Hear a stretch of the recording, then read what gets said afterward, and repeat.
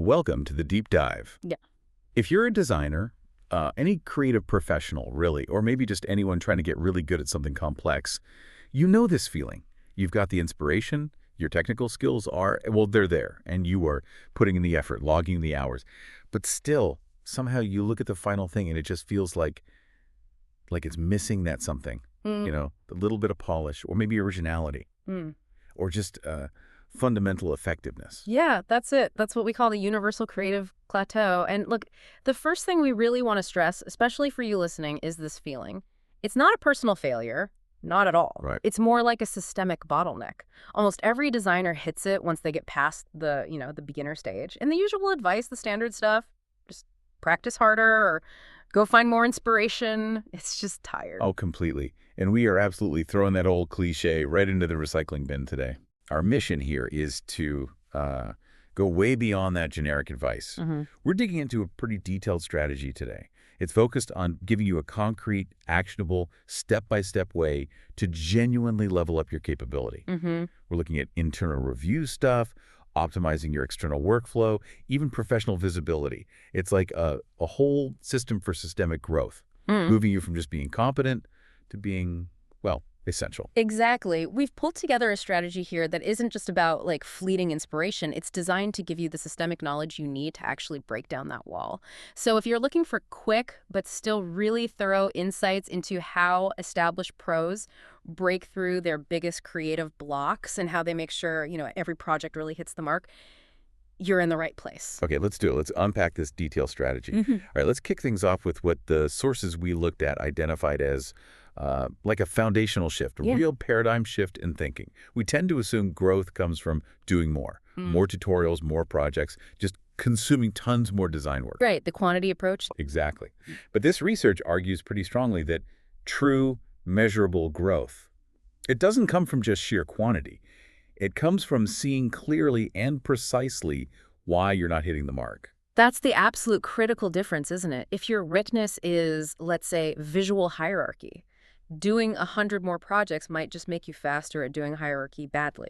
Good point. It won't fix the underlying issue. If you don't know the precise nature of your weakness, you're essentially just, applying effort blindly, flailing around. So what we need is a structured system. 3 steps, designed specifically to get past our own biases and find the actual weakness, not just guess at it. Okay, so that brings us to step 1. And this is where some emotional labor comes in, I think. Review your past work. The archive dive. Yeah, open that potentially terrifying archive folder. But here's the key instruction that the sources give. Review it without immediate emotional criticism. Don't beat yourself up. Right. Analytical mode.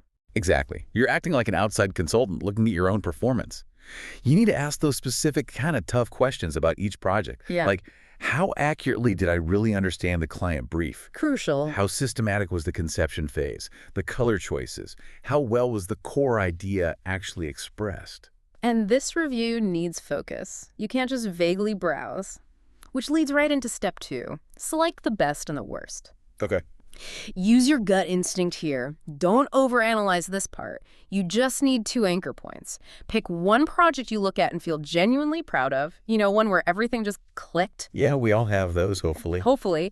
And then pick one that makes you uncomfortable to look at. Maybe one you quietly pushed out of your main portfolio. Okay, wait, let me jump in there. That uncomfortable project, most designers I know are kind of paralyzed by the perceived failure in those files. How do you advise someone listening to actually overcome that emotional barrier? Opening that folder, confronting the bad work. That's a really fundamental question, and the strategy works precisely because you have to realize that the uncomfortable project, that's the gold mine. It contains the clearest data on your failure points. So we encourage you, the listener, to approach it with clinical detachment, like you're dissecting a machine that malfunctioned. Right, not judging yourself. Exactly. It failed, yes, but why? It's not about judging your taste from 2 years ago. It's about analyzing the mechanics of the process you used back then. You have to shift from, ooh, this looks bad, to, okay, this failed the client's objective because that reframing is key. That framing helps a lot. Turns failure into useful data. Then we get to step 3, right? Yeah. Compare the final output to the initial requirement. Precisely. You put the target, that original brief, the defined goals, and the final results side by side. Literally. Okay. And the exercise is simply to identify the largest disparity. Where did the final design stray most significantly from the project's original mandate? And what specific design decisions created that gap? And this detailed process, it's essential because it forces you to acknowledge both sides of the coin. Yeah. You absolutely must note your existing strengths. Don't just focus on the negative. Right. Maybe you realize, okay, this project missed the mark on the main goal, but hey, the typography was actually really stable and accessible. Or maybe you consistently nail color palettes. Or perhaps you're excellent at managing client comms during revisions. Note those strengths. They're your foundation to build on. But then comes the hard part. Yeah. You have to confront the weaknesses. Yeah. And not just visually, Yeah. right? Across the whole project lifecycle. Absolutely. The weakness might not be aesthetic at all. Maybe the self-diagnosis reveals terrible time management, you rush the final layout, compromise spacing, Right. or maybe your weakness is actually presentation skills. The design was solid, but you totally failed to sell the idea to the stakeholders. Oof, yeah. The analysis has to be brutally honest about the entire process, from brief to delivery. Okay, let's make this more concrete. You mentioned the case study from the source. The visual hierarchy failure. Can you unpack that a bit? It sounds like a perfect example of this kind of precise diagnosis. Yeah, it illustrates the precision perfectly. So imagine this scenario. A new product launch poster. The core requirement was explicit, crystal clear. Highlight the new product features and, crucially, the price. Standard stuff. Standard stuff. But upon review, that honest Step 3 review, the designer realizes the largest text element on the poster was actually some irrelevant marketing slogan.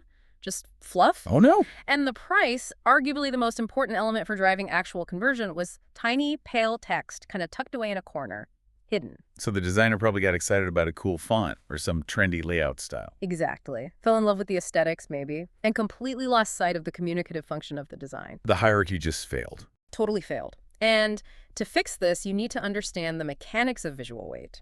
How do designers control where the eye goes? Well, there are tools. Relative size, bigger things look more important, obviously. High contrast, important elements need to pop. Color saturation, bright, deep colors naturally draw the eye. And the strategic use of negative space or white space, which frames and isolates the crucial information. Right. In this failure example, the designer mistakenly prioritized making it look cool and just disregarded these fundamental principles of controlling information weight. So the diagnosis isn't, oh, I'm just bad at design. No, it's specific. I failed to consistently control visual primary and secondary elements within the layout structure. That level of precision, that allows targeted learning. You know exactly what skill to practice. That clarity changes everything, doesn't it? It moves from vague self-doubt to a specific technical problem to solve. And, okay, what if that internal review still feels insufficient? Which, let's be honest, is common. We're often too close to our own work. Very common. Our biases get in the way. The strategy strongly suggests seeking objective feedback if that happens. Find trusted peers, maybe friends whose opinions you value. But crucially, also consider leveraging more objective tools. Objective tools? Like what? Well, we're seeing more and more professionals turning to AI tools, actually. Things like advanced versions of ChatGPT or even specialized design analysis AI. Interesting. But hang on, is AI truly objective? Or is it just kind of echoing current stylistic trends or whatever design language is popular right now? That's a really necessary challenge to raise. AI's objectivity, or perhaps its value here, comes from its ability to analyze massive data sets. It looks at successful and failed designs based on more quantifiable metrics like conversion rates, time on page data from websites, maybe even eye tracking studies. Okay. Less about taste, more about function. Exactly. It doesn't have personal taste. It doesn't have feelings. It's worried about hurting. It can very quickly tell you, based on these parameters and patterns in the data, 85% of users are likely to look at the slogan first, which directly conflicts with your stated goal of highlighting the price. Yeah. It provides that critical insight based on pattern recognition, forcing you to confront the functional failure, regardless of how aesthetically pleasing you might find it. That's a powerful check on our own biases. Yeah. Okay, so we've diagnosed the weakness. Now what? Now we transition. Yeah. From that internal diagnosis to the external fix, your workflow. The sources we reviewed highlighted a pretty painful truth, I think. Yeah. Those exhausting revision cycles, creative fatigue. Yeah. It's almost never caused by the design task itself being inherently difficult. Right. It's almost always caused by process failures. Things like unclear files, really poor communication, bad time mismanagement. We get stuck constantly running around in firefighting mode, just reacting to chaos instead of controlling it. Absolutely. Think about it. Your mental capacity, your creative energy, it's a finite resource each day. If you're burning, say, 40% of that energy just searching for the right file, or trying to decipher vague client feedback, or fixing communication errors. You've got nothing left for the actual design thinking. Exactly. You've depleted the strategic thinking energy you desperately need to deliver excellent work. So efficiency here isn't just about raw speed, it's about minimizing the noise so you can focus on the signal, the actual creative problem you're trying to solve. Hashtag tag 2.1, establishing an efficient design process, clarity first. So the absolute foundational pillar of an efficient process is nailing requirement alignment. You must confirm and solidify requirements before you even think about opening Photoshop or Figma or whatever tool you use. Before pushing any pixel. Before a single pixel is pushed. Because unclear needs inevitably lead to increasing deviation the harder you work on the design itself. The source material had a great analogy. It's like walking while changing the map. Yeah, I could picture that. You exert immense effort, trudging along, but the destination keeps shifting under your feet. It just results in endless, frustrating rounds of revisions. And getting that clarity, it requires the designer to become like an active interrogator of ambiguity, doesn't it? When a client says they want the design to be youthful, you can't just nod. right, you have to dig in. Okay, does youthful mean a vibrant color palette? Does it mean a specific modern font choice? Or is it about an energetic tone of voice in the copy that the design needs to support? Precisely. Or if they say, make it look more high-end, what does that mean? Are they talking visual texture, maybe less clutter, more strategic white space? Or are they talking about communicating the brand essence, like exclusivity, which is a much deeper strategic goal? Nailing down that ambiguity prevents just hours and hours of wasted work. Immense amounts. Therefore, the strategy says before starting any project, you need 3 core reference points. Think of them as 3 project anchors. They must be agreed upon and ideally documented somewhere. These anchors establish the criteria for all subsequent design decisions. Okay, what are the 3 anchors? Anchor 1, what is the project goal? Be specific. Anchor 2, who is the core audience? Again, specific demographics, psychographics. And most critically, Anchor 3, what are the standards for success? And this third one must be measurable if possible. Measurable how? Well, success might mean, say, an 8% increase in click-through rate on this banner ad. Or maybe success for an internal project means fewer than 3 rounds of major client revisions. If you can articulate those 3 things clearly up front, every single design choice you make later has a strategic compass guiding it. That makes so much sense. Okay, let's pivot slightly to a point of, I think, universal agony, even for solo designers, chaotic file naming. Oh boy, don't get me started. We've all been there, right? Digging through folders filled with untitled D2, logo final. Definitely final version is safe to some. Book size, never going to change again, final for real.psd. Yeah. It's kind of a funny stereotype. Until you're staring down a tight deadline, trying to deploy the correct asset, and you genuinely cannot distinguish between the version the client approved 3 weeks ago and the one you randomly tweaked this morning. It's pure, unadulterated, unnecessary chaos.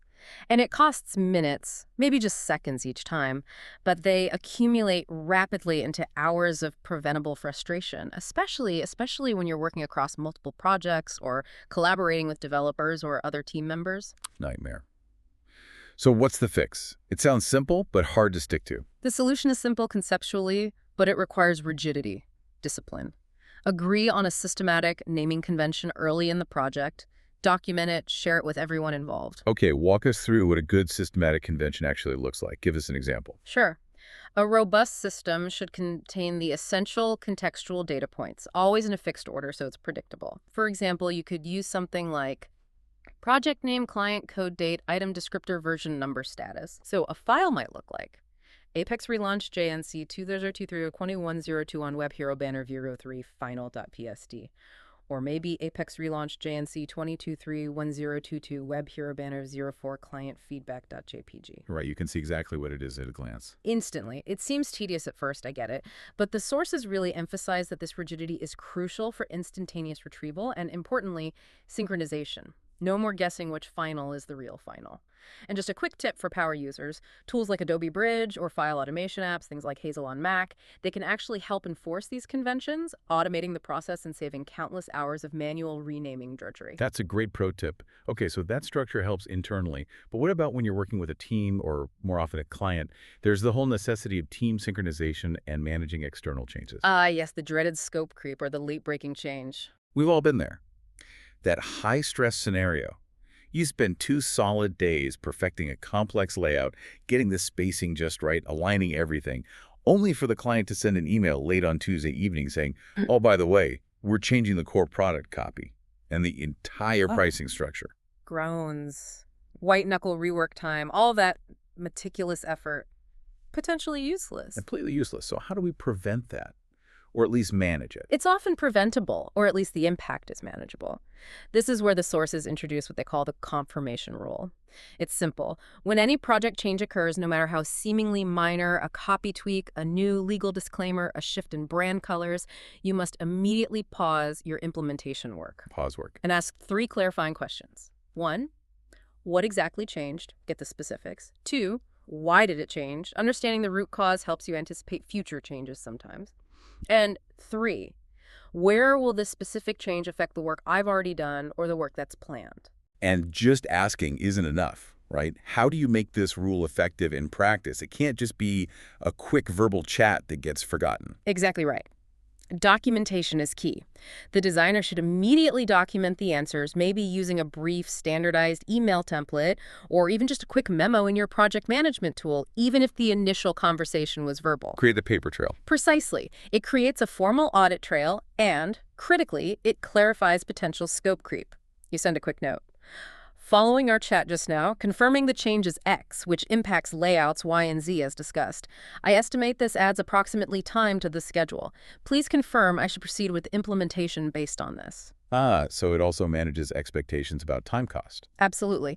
That tiny investment, maybe 5 minutes crafting that structured communication, yields a massive time dividend. It prevents potentially hours of unnecessary rework down the line, and it serves as crucial documentation should a dispute about scope or deadlines arise later.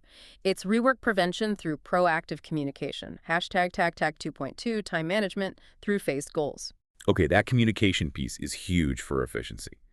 Let's talk about the next major efficiency trap, something I think many creatives struggle with. The illusion of busyness. The busy trap. You know the feeling. You're busy all day long. You're tweaking details, adjusting kerning by fractions, moving elements 1 pixel left and right, then back again. Yeah. But when evening hits, you look back and you can't really articulate what larger objective you actually accomplished that day. Lots of motion, little progress. Exactly. And the source material points out that this feeling is often rooted in lacking clear phase goals. You get bogged down in the minutia, tiny details consume all your time, and you lose track of progress toward a defined, larger milestone. You lose sight of the horizon, basically. You succumb to the tyranny of the urgent but often unimportant detail. It feels productive because you're doing something, but it's not strategic. So how do we combat that? The strategy dictates that every single project, regardless of its size or complexity, must be broken down into clear phases, usually 3 main phases, each with defined delivery goals. Okay, what are the phases typically? Phase 1 is typically the exploration phase. The goal here is all about clarifying the vision, gathering mood boards, maybe doing initial sketches or wireframes, and most importantly, confirming those project goals and anchors we talked about earlier. Right, setting the foundation. Exactly. Phase 2 is the execution phase. This is where the bulk of the actual design implementation happens. Internal reviews, client feedback loops, revisions, that's all execution. The main build part. Yep. And the final phase is the delivery phase. This is laser-focused on asset preparation, final file output, handoffs to developers or printers, and this is crucial conducting that post-mortem review we'll talk more about later. Okay, so by breaking the project down like that, you prevent the daily workload from just collapsing into one big, overwhelming, messy lump of tasks. Precisely. And you can then set defined, realistic deadlines that are tied to outcomes, not just effort. For example, your plan might look like: Monday, goal is to confirm direction and collect all necessary assets. Wednesday, goal is initial draft completion and prepping the presentation. Friday, goal is final delivery and initiating the review process. And with that structure, you always know where you stand. If it's Friday morning and you're still messing around with color options that should have been locked in during exploration, You know immediately you are catastrophically behind schedule, and you need to triage. You need to figure out what happened and adjust course immediately. This structure helps designers allocate their most precious resource, their attention, proactively. so during the execution phase, for instance, you could schedule specific time blocks in your calendar like deep focus, layout structure for section A, and you protect that time fiercely from getting sucked into, I don't know, trivial tweaks on button hover states. That's exactly the idea. Prioritize based on the phase goal. And we don't necessarily need super complex, expensive project management software to achieve this kind of phasing and tracking, do we? Absolutely not. I mean, those tools can be great, especially for larger teams, but tracking and focus can be managed perfectly well using simple tools, a digital memo pad like Apple Notes or Google Keep, dedicated notes apps like Notion or Evernote, even a physical paper planner or a simple spreadsheet. It's the habit, not the tool. It's entirely the habit. The key isn't the specific tool. It's the discipline of spending just 3 to 5 focused minutes every day updating your status relative to those defined phase goals. Where am I? What's the next concrete step towards the phase deadline? True time management, as the sources clearly state, isn't really about working harder or trying to squeeze more minutes out of the day. It's about allocating your attention more clearly and strategically, prioritizing the phase goal over the constantly distracting, often less important detail. Hashtag tag tag 2.3, the work environment, physical health and focus. Okay, we've covered the mental game, the mindset and the process, the workflow. Now let's dedicate some real time to something that often gets completely overlooked but silently drains creative energy: the physical environment. Yes. So important. Your chair comfort, the height of your desk, the intensity and color of your lighting. These seemingly small details can have a massive impact on your concentration and, maybe even more critically, your long-term physical health. And look, this isn't just some abstract theory. As someone who has personally dealt with the consequences and the sources, echo this warning: repeatedly prolonged, sustained sitting, especially in a compromised posture, it can lead to severe musculoskeletal issues. What specifically? We're talking things like lumbar disc herniation, chronic cervical spine problems, neck and shoulder pain that just doesn't quit. Yeah. You simply cannot achieve continuous, high-level focused output if your body is constantly fighting against discomfort or pain. The physical health of a designer is absolutely inextricably linked to the quality and consistency of their creative output. So what are the concrete, actionable steps people should take here, beyond just get a good chair, which is kind of vague? Well, get a good chair is a start, but it's more nuanced. We strongly endorse the sit-stand combination approach, using an adjustable desk if possible. It's not just a trendy office perk. For creatives who spend long hours static, it's becoming a strategic necessity. Why is switching between sitting and standing so beneficial? Switching throughout the day dramatically reduces the physical burden. It prevents that constant static load on your body, especially on the lumbar spine, your lower back, and your cervical spine, the neck. But honestly, the benefits go beyond just physical comfort. Oh, how does it impact focus or creativity? Well, this kind of mixed mode working offers flexibility in your mental rhythm too. Feeling that post-lunch slump, shift to standing for 30 minutes. It can trigger a slight increase in alertness, get the blood flowing a bit more. Need really fine motor control for detailed mouse work or illustration. Sit down for stability and precision. It allows you to match your physical state to the task at hand. That's interesting. What about eye strain? Staring at screens all day. Huge factor. You should definitely incorporate the 20-20-20 rule. It's simple. Really? Every 20 minutes or so, consciously look away from your screen at something that's at least 20 feet away and hold that gaze for at least 20 seconds. It gives your eye muscles a break from close-up focusing and significantly reduces eye strain, which is a major contributor to mental fatigue and headaches. Simple but effective. Okay, what about lighting? That's one I know I often ignore. Just flip on the overhead fluorescent and call it a day. Yeah, a lot of people do, but lighting is critical for 2 reasons: mood and color perception. Designers should really aim for controlled ambient lighting. Ideally, diffused natural light is best if you have access to it. But crucially, pay attention to the color temperature of your artificial lights, which is measured in Kelvin or K. Color temperature, right. Many standard office fluorescent lights are very cool. They have a high Kelvin value, maybe 6,000K or more. This can feel quite clinical, harsh, and actually be tiring on the eyes over long periods. You generally want to aim for softer or more neutral light, typically in the 4,000K to 5,000K range. This provides a good neutral white balance that aids concentration without significantly distorting the colors you see on your screen. And glare. Oh, minimizing screen glare is absolutely non-negotiable. Position your monitors so they aren't directly facing a window or under a bright overhead light source. Use anti-glare screen protectors if needed. These might seem like small environmental tweaks, but trust me, they compound over time into massive long-term benefits for maintaining focus, preventing physical burnout, and ultimately doing better work. All right, shifting gears a bit now. We've talked mindset, process, environment. Let's talk about the human factor, the connections. We've all heard that old saying, right? It's not what you know, it's who you know. The classic networking line. Yeah. Well, in the professional design world, the sources we looked at suggest that knowing who is genuinely as important, and sometimes, frankly, even more important than knowing what, provided, and this is the key, provided you connect strategically. That's exactly right. Because, as we kind of established earlier, sheer technical talent. Surprisingly common out there. There are a lot of skilled designers, but visibility, being known by the right people, that's much rarer. So we need to address what the sources call the opportunity gap. Many talented designers seem to believe that missed opportunities, that job they didn't get, that project they weren't invited to pitch on, are just down to bad luck. Or maybe they just didn't see the posting in time. Yeah, passive explanations. Right. But the research argues this is very often a failure to actively build and maintain a professional network system. There are countless incredibly talented designers out there who remain effectively buried in a folder on some hiring manager's server simply because they lack effective connecting skills. They're invisible. It's a harsh reality. So we really need to define network properly for you, the listener, in a professional context. It is definitely not about knowing many people in some superficial LinkedIn connection hoarding way. No. No, it's about ensuring that the right people know what you are doing, understand your capabilities, your reliability, and your professional capacity.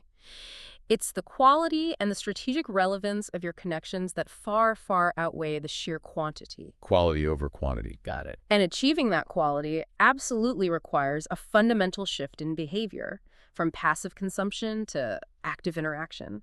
Just joining 100 design groups on Facebook or LinkedIn or following thousands of influential accounts on Instagram and then staying silent, it's utterly futile. Why futile? You're technically there. Because it's the equivalent of, like, wearing noise-canceling headphones in a crowded room. Mm-hmm. You are physically present, maybe, but you are not communicating. You're not engaging. Real value and the opportunities that follow comes from active, thoughtful interaction. Okay, so what does active actually look like in practice for a designer trying to build these connections? Let's start online. You mentioned following complementary professionals, not just other graphic designers. Yes, this is where the strategic component really comes into play. Don't just follow other design studios or famous designers, although that's fine for inspiration. Strategically seek out and follow people in complementary roles. Think copywriters, content strategists, marketing directors, brand managers, maybe even photographers or developers you might collaborate with. Okay, why specifically those kinds of roles? What's the strategic advantage there? Because they often measure success differently than designers do. A copywriter measures success in clarity, persuasion, maybe conversion rates. A marketing director is looking at ROI, brand positioning, market share. You need to understand how they measure success so that you can frame your visual solutions in a way that directly supports their strategic goals and helps them hit their business metrics. So it makes you a strategic partner, not just a vendor. Precisely. It makes you an essential collaborator who understands the bigger picture, rather than just someone who delivers pretty pictures on demand. That reframes networking completely. It's not about schmoozing or career climbing. It's about building genuine strategic collaborations. Okay, that's the online side. What about offline? Offline, you need to be physically present where relevant conversations are happening and decisions might be influenced. Attend industry events, yes, but be selective. Go to specialized salons, workshops, or exhibitions that are related to your specific niche or the industries you want to work in. Maybe it's tech, finance, sustainable brands, whatever. Be where your ideal collaborators or clients are. And once you're there or engaging online, what's a key to effective community engagement? Just commenting, nice work, isn't enough, is it? Definitely not. The key is to exchange views authentically and thoughtfully. Offer genuine, constructive commentary on other people's work, if appropriate. Share your own recent project experiences. Maybe talk about a challenge you faced and how you overcame it. Or perhaps discuss a difficult problem you recently solved using a particular tool or technique. Share the process, not just the result. Exactly. Articulate your thoughtful observations on emerging trends, but back them up with reasoning. These small, sincere interactions where you're sharing value and showing your thinking, those are the ignition points for building real professional connections. And you mentioned a great practical example of positive engagement, especially when commenting online. Avoid jumping straight to criticism or judgment. Yes, huge point. Instead of immediately telling someone everything you think they did wrong with their design, ask sincere, polite questions about their choices. Why does that work better? Because sincere inquiry shows genuine respect for their process and their effort. It opens a door rather than slamming one shut, and it often elicits a much more helpful, detailed response. You could ask something like, I'm really interested in the color scheme you chose here. What was the thinking behind that, given the target demographic you mentioned? Nice. Or maybe I'm fascinated by the core concept for this logo. What was the main constraint or challenge you were working around when you developed that? Most professionals are actually quite happy to discuss their work and their thinking if the question is genuine, specific, and comes across as polite intellectual curiosity, not an attack. That's how connections based on mutual respect are built. So ultimately, this networking piece isn't just about meeting people for coffee, is it? It's fundamentally about showcasing your professional consistency and reliability over time. That's the core objective, really, letting others see consistently that you are doing serious, thoughtful work on an ongoing basis. How do you do that without seeming like you're just bragging all the time? It requires a commitment to a low-key, consistent content strategy. You don't have to be a superstar influencer. Just regularly share aspects of your process on your preferred social platforms, LinkedIn, maybe Instagram, Behance, wherever your audience is. Share what? Share your project processes, maybe show some early wireframes, mood boards that led to a final design, even discarded sketches with a note about why they didn't work.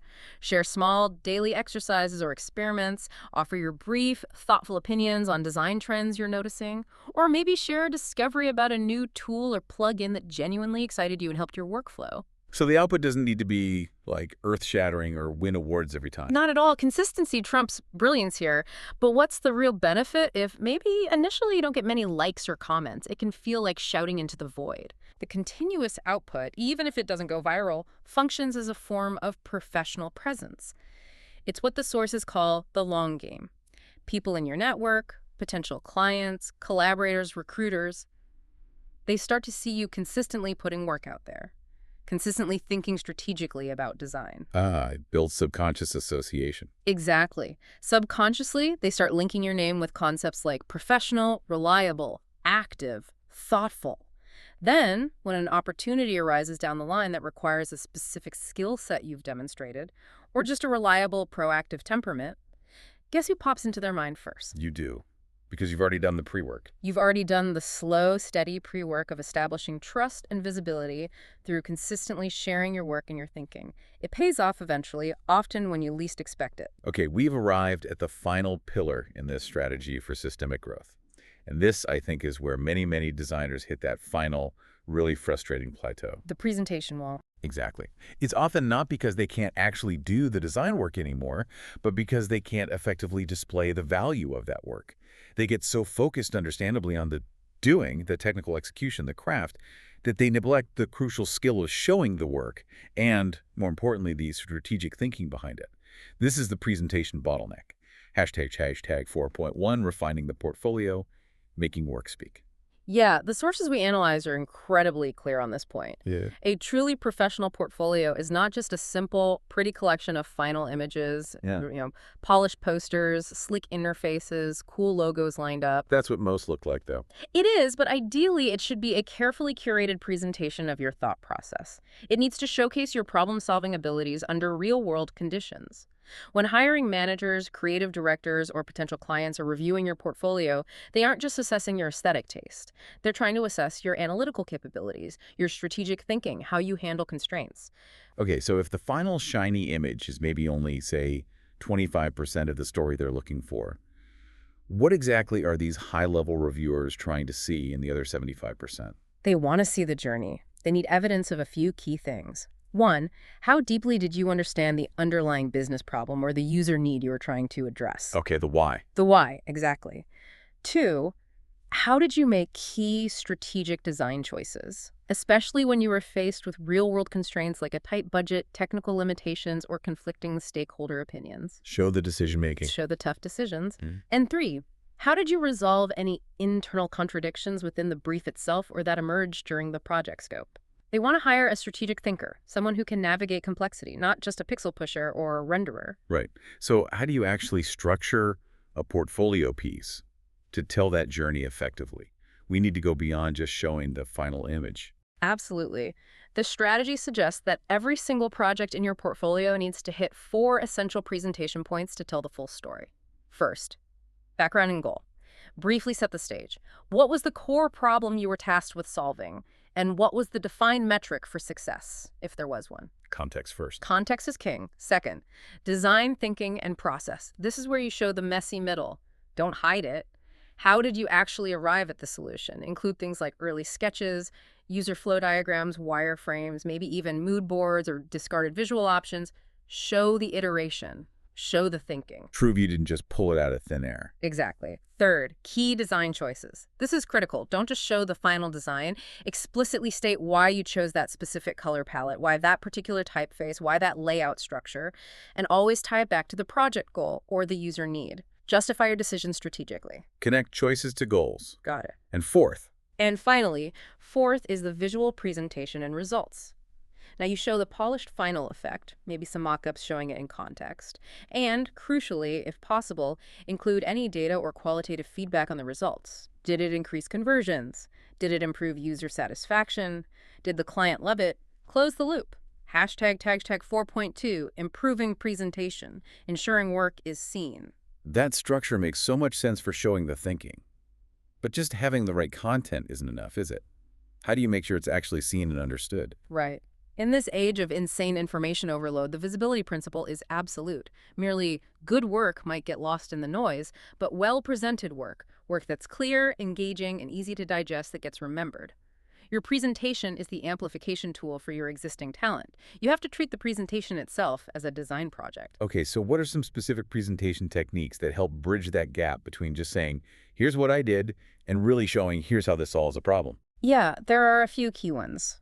The first technique is embracing structured storytelling. Don't just dump images and captions. Package the entire project with a clear narrative arc. Like a story. Exactly like a good short story. Start with the tension, introduce the problem or the challenge, describe the conflict or the constraints you faced, detail the path you took, the iterative process, the testing, the refinement, and then reveal your final resolution, the solution, and its impact. Make the project read like a compelling case study where your strategic design thinking is the hero saving the day. I like that framing. What else? Second is thinking carefully about rhythm and pacing. Imagine someone reviewing dozens, maybe hundreds of portfolios or presentations. Visual fatigue is a real thing. Definitely. Eyes glaze over. Totally. So, don't try to crowd every single frame or every slide with dense information and visuals. Use white space generously. Create breathing room.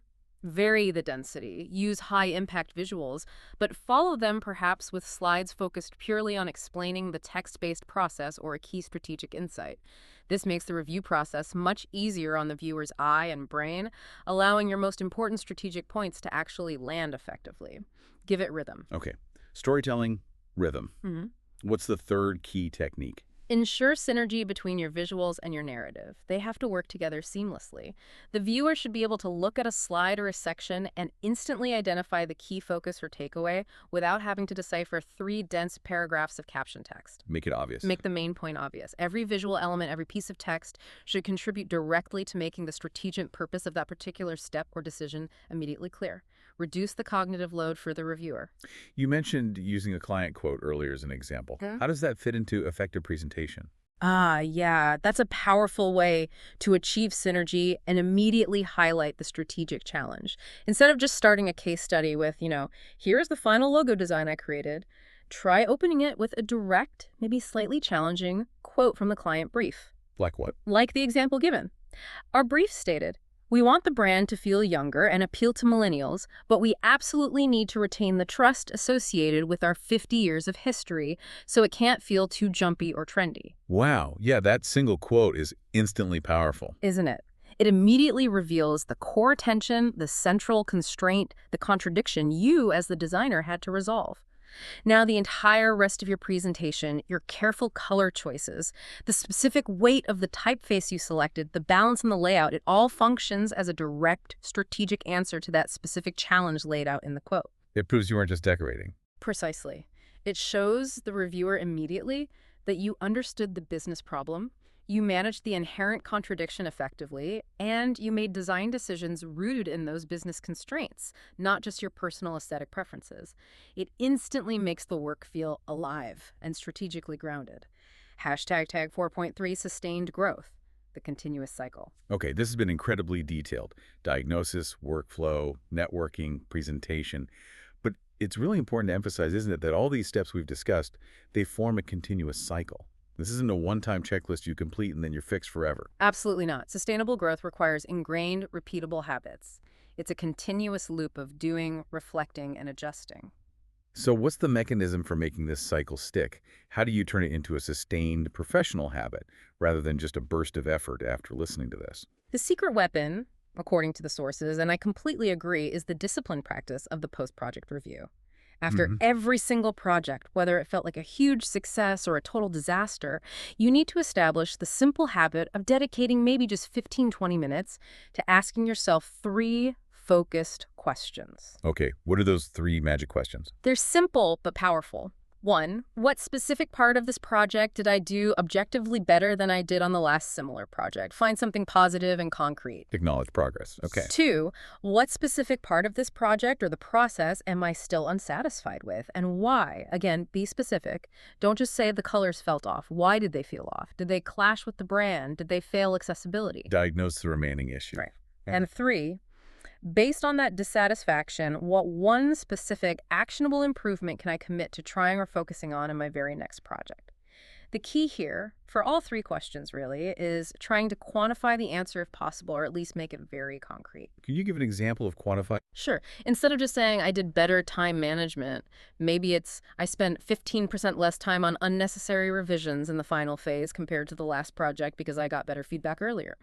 Or for question 2, instead of the client didn't like the colors, maybe it's the client provided 0 negative feedback on the color palette after the first presentation this time, whereas last time it took 3 rounds. Ah, okay. That measurable data really transforms those subjective feelings into strategic objectives for the next cycle, doesn't it? It really does. It fuels continuous, targeted improvement. And finally, maybe just a closing thought that connects right back to our very first point about reviewing past work. Yeah. Embrace imperfection. Don't be afraid to share work that isn't finished or to ask for feedback early and often. So many professionals, especially creatives, tend to hide their process because they fear being judged for anything that isn't polished and perfect. But that hiding prevents growth, right? Massively. That openness, being willing to show your thinking, your iterative steps, even your acknowledged flaws or uncertainties, that is the true pathway to systemic growth. How so? Because when you dare to share your process, warts and all, you attract the right kind of collaborators, clients, and peers, those who truly understand and value your strategic thinking and your iterative approach, beyond just the superficial final polish. They invest in you, the thinking person, and your robust process, not just the fleeting final product. That's where real trust and better opportunities come from. Wow.